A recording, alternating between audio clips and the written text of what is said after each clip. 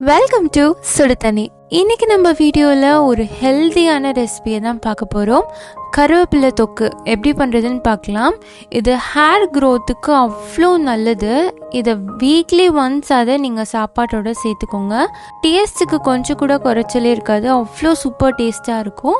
இதோட இன்க்ரீடியன்ஸை நான் டிஸ்கிரிப்ஷன் பாக்ஸில் கொடுக்குறேன். இப்போ வாங்க சேர்ந்து சமைக்கலாம். ஃபர்ஸ்ட் இதுக்கு நான் 1 கப் கருவேப்பிலை எடுத்துக்கிறேன்.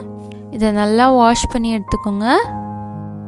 ஒரு 2-3 தடவையாவது நல்லா அலசிக்கோங்க.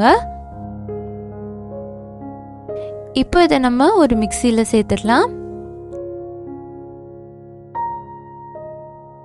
ஃபுல்லாக சேர்த்துட்டு இதோட ஒரு நெல்லிக்காய் அளவு புளி சேர்த்துக்கலாம்.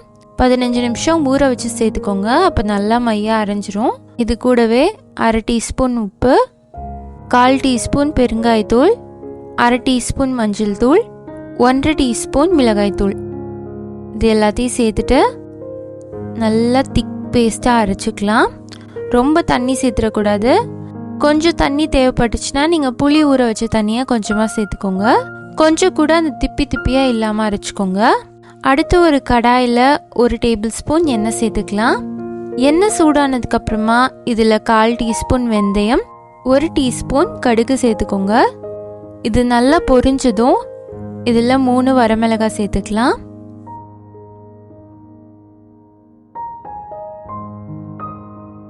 இதோட நம்ம அரைச்சி வச்சிருக்க கருவேப்பிலை பேஸ்ட்டை சேர்த்துடலாம். எல்லாத்தையும் சேர்த்துட்டு நல்லா கலந்து விட்டுருங்க. இப்போ கருவேப்பிலை பச்சையாக இருக்கனால ரொம்ப பச்சை வாசனை வரும். அதனால் இது நல்லா குக் ஆகணும். அடுப்பை லோ ஃப்ளேம்லேயே வச்சு நல்லா எண்ணெய் பிரிஞ்சு வர அளவுக்கு குக் பண்ணிக்கோங்க. அப்பப்போ இதை அடிப்பிடிக்காமல் மிக்ஸ் பண்ணிக்கோங்க. இதில் பூண்டு சேர்க்கலை, தக்காளி சேர்க்கலை, எந்த ஒரு கஷ்டமான இன்க்ரீடியண்ட்டும் இதில் சேர்க்கலை. ரொம்ப ஈஸியாக நம்ம கருவேப்பிலையை அரைச்சி இதில் சேர்த்து நம்ம வதக்க போகிறோம். ரொம்பவே குயிக்காக நீங்கள் பண்ணிடலாம்.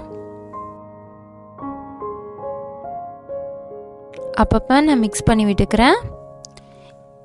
இது கொஞ்சம் நேரத்துலேயே நல்ல கலர் மாதிரி வந்துடும்.